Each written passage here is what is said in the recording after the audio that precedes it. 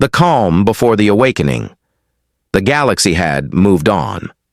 10 millennia is an eternity, even for the long-lived L species. The Zanther Dominion had flourished in humanity's void, their radiant ships drifting among stars like silent hunters.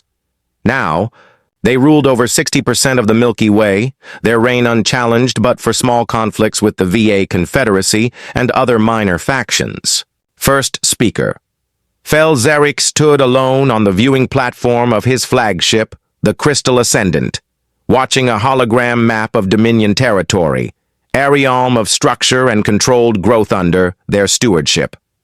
Primitive species had been elevated, dissenters pacified, and the old legends, those savage beings who once disrupted the stars, were reduced to bedtime warnings for younglings. First speaker, urgent transmission from the science vessel Empirical Truth, his aide announced, the soft chime of her crystal-laced headdress echoing faintly. Fel Zarek turned, his shimmering scales catching the blue glow of the display. What now? Another lost world? No, sir. They've detected strange energy readings from the dead zone. His inner eyelids blinked in reflex. The dead zone, the ancient name for the Perseus arm, had remained sealed for thousands of years. Life had not stirred there since the Great Cleansing. Show me, he said. The display shifted, centering on an isolated region in the dead zone. A red pulse marked the anomaly. The signal started 3 cycles ago, Theide elaborated. It's intensifying. Empirical Truth confirms no known match in our energy libraries. Search the historic records, Fel Zarek ordered, a gnawing feeling forming in his gut. Hours later, he stood in the ancestral archives, a vast, seldom-entered chamber, frequented only by scholars and spiritual seekers. Elder Vlar, a Zanther so ancient, his scales had dulled to ghostly white, shuffled forward holding a data crystal in his withered claws. "We've found a match," he rasped. "And it's disturbing." Inserted into the console, the crystal projected distorted archaic footage. Massive, ruthless ships with angular frames and weapon banks unleashed destruction on Zanther fleets. The weapon energy matched the anomaly exactly. "These are logs from the Great Cleansing," Elder Vlar murmured. "From the time when humanity nearly ended us." Fel Zarek's blood chilled. Humans? The warlike bipeds that nearly annihilated civilization before their extinction?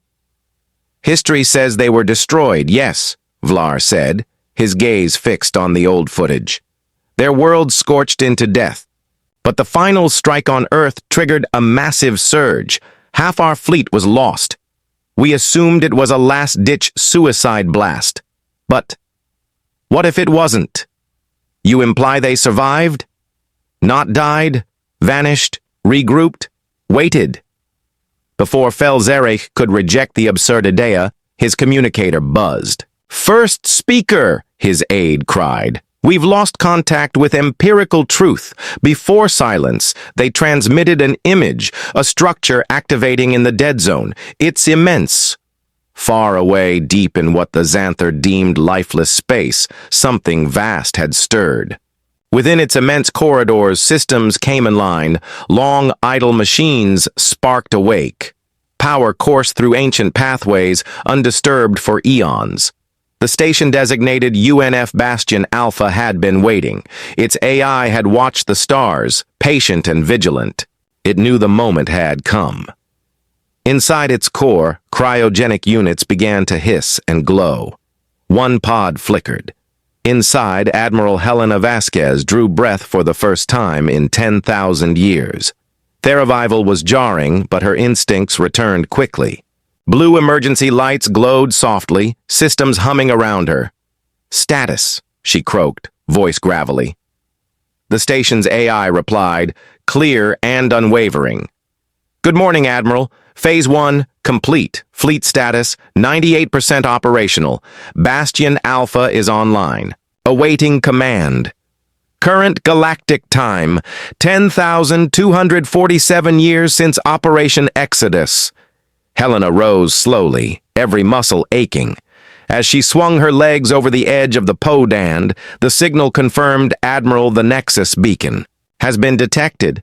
The criteria have been met. It is time for the return. A ghost of a smile crossed Helena's face. Then let's wake the others. The long night is over elsewhere in the galaxy. The Zanther Dominion mobilized Feltzer had ordered a battle fleet to investigate the disturbance in the Dead Zone. 20 ships of the line. The Pride of the Dominion approached the coordinates of the lost science vessel with weapons charge fleet commander Vex Torrel stood in the bridge of the inevitable dominance watching. As his ships dropped out of faster-than-light travel before them floated the S of the empirical truth. Its crystalline hail shattered, and beyond it, by the first egg, someone whispered a massive station hung in space, its dark metal surface coming alive. With lights and activity, it dwarfed even the inevitable dominance, which was the largest vessel in the Dominion fleet, and surrounding it, appearing from what seemed to be cloaked physicians, were ships, hundreds of ships, their designs unfamiliar yet somehow threatening. "Scan those vessels," Vex Torrel ordered, his voice steady despite his racing pulse. "Sir, the energy signatures match those in the historical archives. These are human vessels." Vex TL's inner eyelids flickered rapidly. "Impossible, the humans are extinct." "Sir, his communications," officer called out. "We're receiving a transmission from the station. Put it through." The whole of screen flickers wreck, and Vex Torrel found himself looking at a bee-billed creature with hairless skin and flat teeth. A human female, if the historical records were accurate.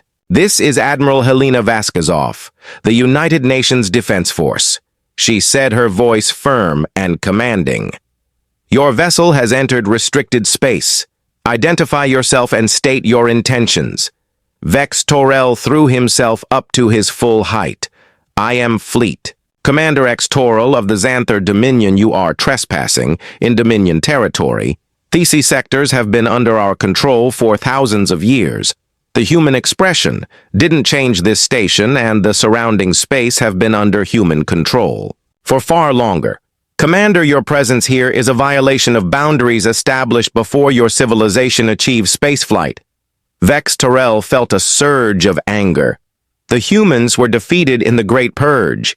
Your kind is supposed to be extinct at this. The human's mouth curved upward in what the commander recognized as a smile, though on a human. "It didn't seem. Friendly reports of our extinction have been greatly exaggerated. Commander West simply chose to step away for a time. Now we have returned you.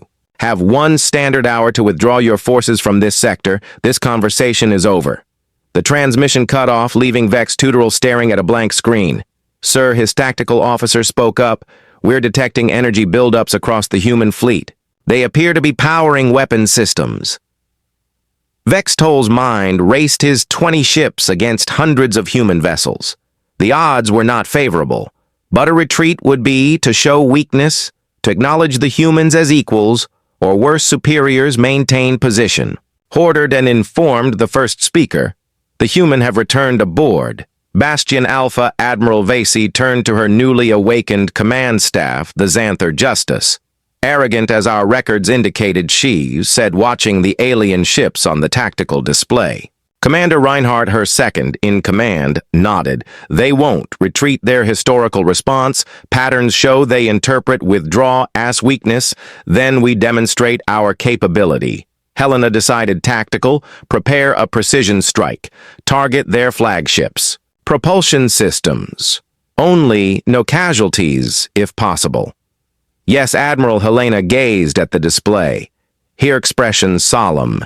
10,000 years of preparation had led to this moment. Operation Exodus, humanity's greatest gambit, had worked. They had disappeared when defeat seemed inevitable, retreated to the darkest corners of the galaxy build to evolve, to prepare. And now, they had returned to a galaxy that had forgotten them, a galaxy that would soon remember why humanity had once been feared. "Strike authorized," she said quietly. A single beam of concentrated energy lanced out from Bastion Alpha, striking the inevitable dominance with surgical precision. The Bath flagship's engines went dark, leaving it adrift in space. The message was clear. "We could have destroyed you, but chose not to. Helena watched as panic spread through.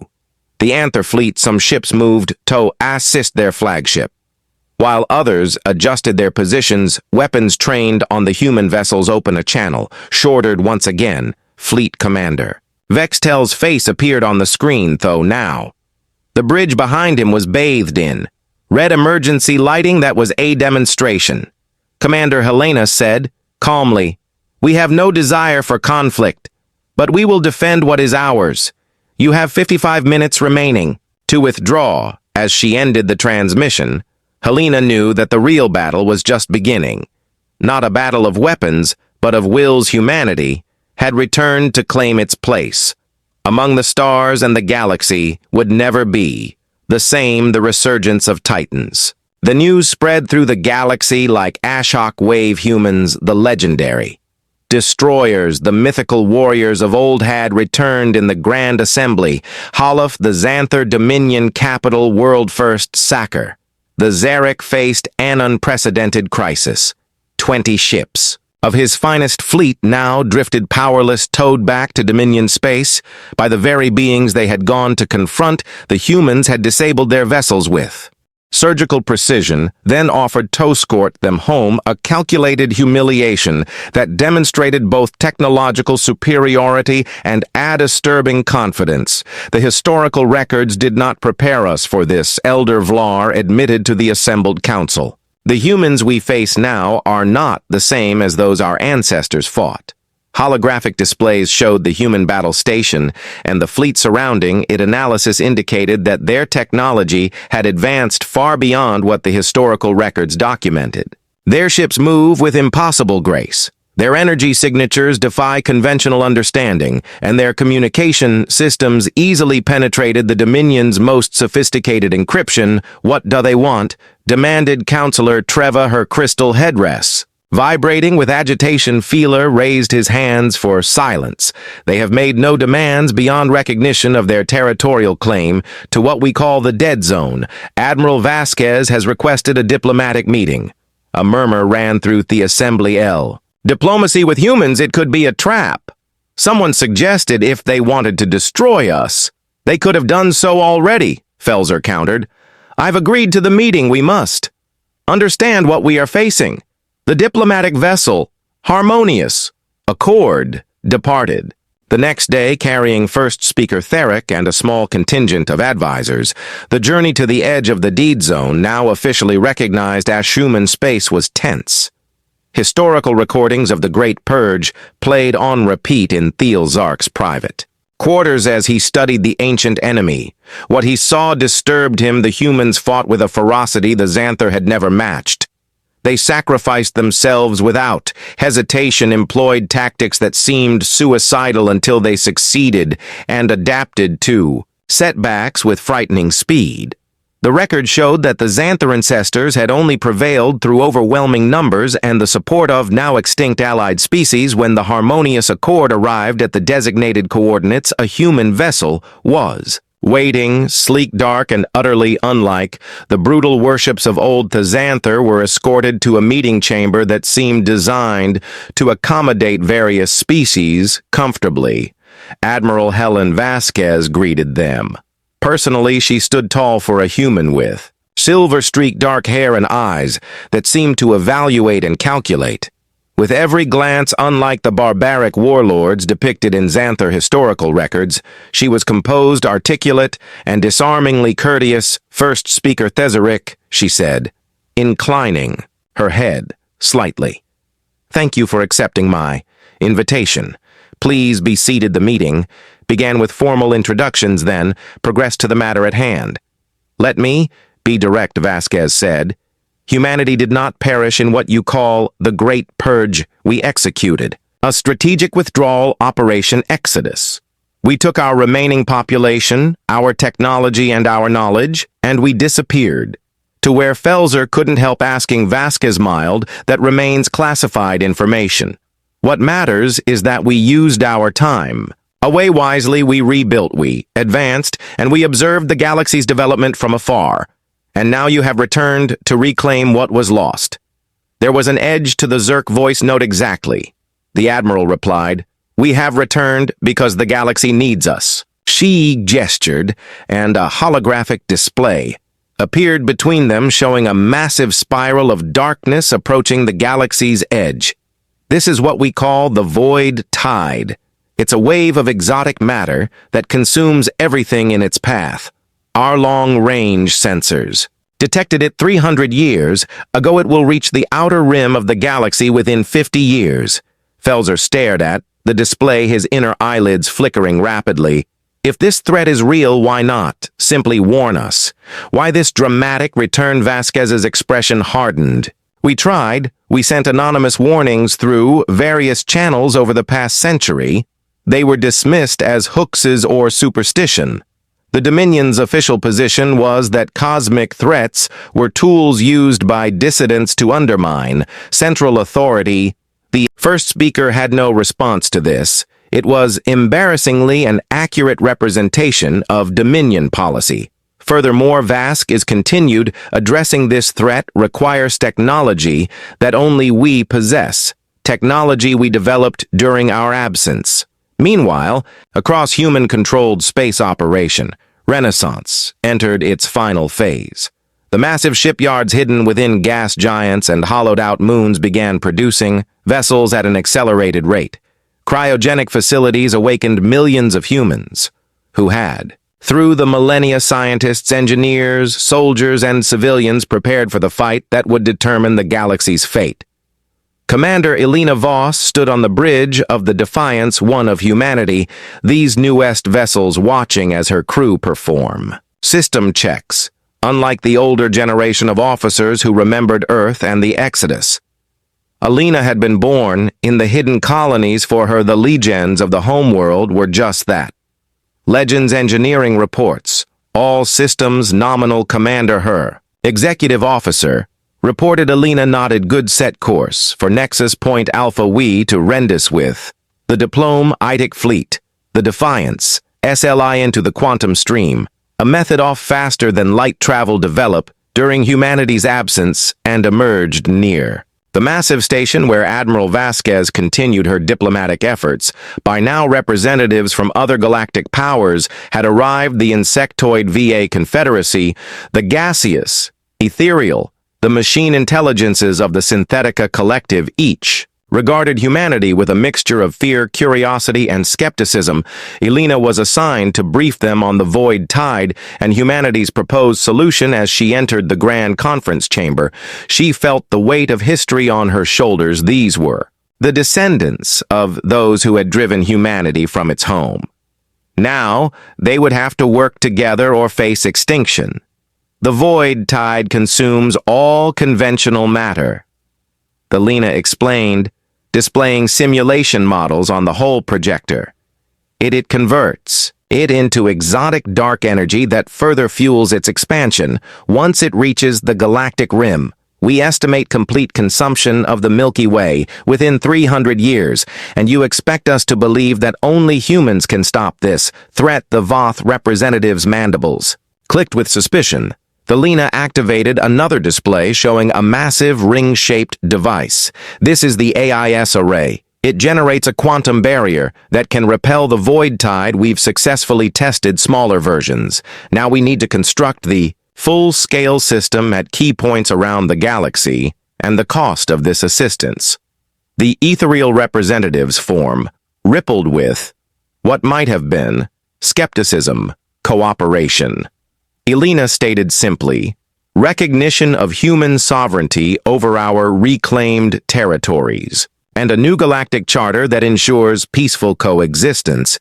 The chamber erupted in multiple languages, voices raised in argument and disbelief. The Synthetica representative raised a metallic hand for attention. Our probability models indicate the humans speak the truth. It intoned, the threat is real. We have detected anomalies consistent with their data. The question is not whether we face extinction, but whether their solution will work. Admiral Vasquez, who had remained silent until now, stood, we will provide full, technical, specific ifications of the AGI's array. Till your scientists verify our claims, test our theories but do not waste time. In denial, the void tide approaches, indifferent to politics as the galactic representatives argued among themselves. Helena slipped away to a quiet observation deck. Through the transparent aluminum viewport, she could see the massive human fleet assembled nearby. Ships of all sizes, from nimble corvettes to city-sized dreadnoughts, hung in the darkness, like a promise or a threat. Admiral Vasquez joined her a short time later. How did they take it? Helena asked. About as well as expected, the Admiral replied. The Zanther are suspicious. The Voth are calculating the advantages, and the Synthetica are running simulations, but they'll come around. They have no choice. The Inn watched as a new vessel emerged from the quantum stream. The Prometheus, humanity's most advanced ship, it dwarfed everything around it. Its hull gleaming with integrated quantum technology. Is that wise? She asked, nodding toward the behemoth showing them, or best. Voss smiled faintly. It's a calculated risk. They need to understand that we're not the same humans their ancestors faced. We've evolved. We've transcended many of our former limitations and our former aggression. The Admiral's expression grew solid. That we keep it served us well during the dark years, it will serve us again against the void. 3 days later, the Galactic Concord was signed. Humanity was officially recognized as a sovereign power. The construction of the Aegis Array began with all species contributing resources and expertise under human guidance. As the first section of the array took shape in the outer rim, first speaker the Zarek found himself standing beside Admiral Vasquez, more watching the construction through a viewport. Your ancestors would be proud, he said, surprising himself with the admission. Vasquez regarded him thoughtfully. They wouldn't recognize us. I think 10 years change as a species. We're not the same humans who fought your ancestors. No, Felser agreed. You're something more dangerous. You disappeared rather than face defeat. You waited and watched from the shadows. You return not with vengeance, but with salvation. We cannot refuse. Is salvation so terrible? The first speaker's scales shifted in a pattern that humans might interpret as a rule. Smile. It creates a debt that cannot be repaid, and it forces us to accept that everything we believed about your kind was wrong. Vases turned back to the viewport where the massive ring of the Aegis Array glimmered as it took shape a pape against the backdrop of stars. Not everything, she said quietly. We are still the most stubborn, defiant species you will ever encounter. We still refuse to accept defeat, even from the universe itself.